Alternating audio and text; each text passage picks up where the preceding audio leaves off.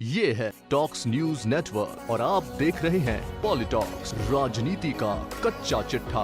विधानसभा चुनाव 2014 की तरह ही महाराष्ट्र में होने वाले विधानसभा चुनाव 2019 में भी शिवसेना और बीजेपी एक दूसरे के खिलाफ चुनाव लड़ सकती हैं।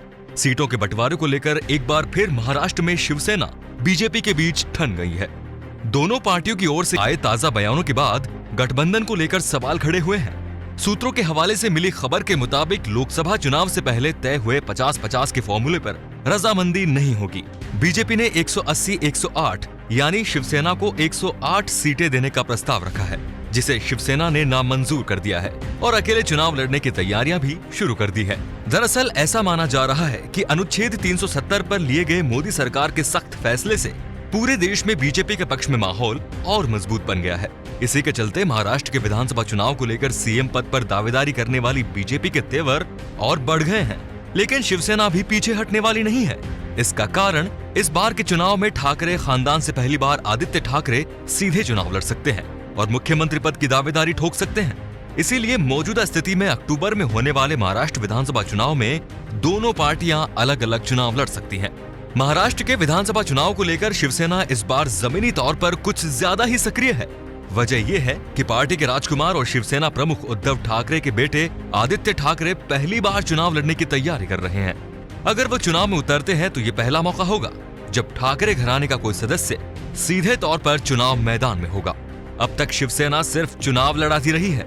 शिवसेना के कुछ नेता आदित्य ठाकरे को मुख्यमंत्री के दावेदार के रूप में भी पेश कर रहे हैं। शिवसेना ने पिछले दिनों अपने मुखपत्र में लिखे एक संपादकीय में भी गठबंधन में बराबरी की बात करते हुए इस बार मुख्यमंत्री पद पर अपनी दावेदारी के संकेत दिए थे। शिवसेना की ओर से मुख्यमंत्री पद पर दावा ठोकने की चर्चाओं पर विराम लगाने की मंशा के साथ पिछले दिनों महाराष्ट्र के मुख्यमंत्री देवेंद्र फडणवीस ने सार्वजनिक तौर पर यह कहा था कि मुख्यमंत्री पद पर कोई भ्रम नहीं है, मुख्यमंत्री बीजेपी का ही बनेगा, वही दोबारा सीएम बनेंगे। दरअसल इस तनातनी की शुरुआत हुई बीजेपी की तरफ से, जब लोकसभा चुनाव के ठीक बाद बीजेपी ने यह कहना शुरू कर दिया कि चुनाव शिवसेना के साथ लड़ेंगे, लेकिन मुख्यमंत्री तो बीजेपी का ही होगा। इस बात पर शिवसेना की तरफ से आपत्ति जताई गई, मगर धीरे धीरे महाराष्ट्र बीजेपी के बड़े नेता ही ये संकेत देने लगे कि गठबंधन होगा तो उनकी शर्तों पर। शिवसेना ने इसे वादा खिलाफी करार देते हुए अकेले लड़ने की तैयारी शुरू की। बीजेपी के इस तेवर को देखते हुए शिवसेना ने अकेले चुनाव लड़ने की तैयारी शुरू कर दी और ताबड़तोड़ दूसरी पार्टी के नेताओं की इनकमिंग भी शुरू कर दी। वहीं बीजेपी ने भी गठबंधन नहीं होने पर सभी 288 सीटों के लिए उम्मीदवार जुटाना शुरू कर दिया।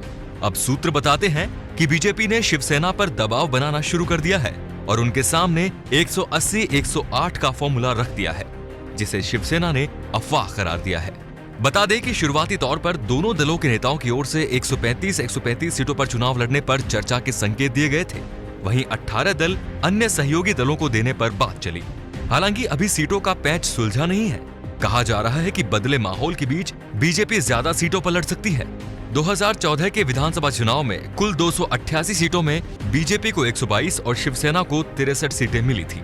तय फॉर्मूले के मुताबिक मुख्यमंत्री पद 2.5 साल दोनों पार्टियों को मिलना था, लेकिन अब उस पर खुद मुख्यमंत्री ने पूर्ण विराम लगा दिया है। मुख्यमंत्री ने कहा कि वो आदित्य ठाकरे को उप मुख्यमंत्री बनाकर उनके साथ काम करना पसंद करेंगे। ऐसे में शिवसेना ये समझती है कि अकेले चुनाव लड़ना ही सही होगा, जिसके लिए तैयारियां जोरों पर हैं। यानी 2014 की तरह ही बीजेपी शिवसेना एक दूसरे के खिलाफ चुनाव लड़ सकती है। पॉलिटॉक्स ब्यूरो। ये है टॉक्स न्यूज नेटवर्क और आप देख रहे हैं पॉलिटॉक्स, राजनीति का कच्चा चिट्ठा।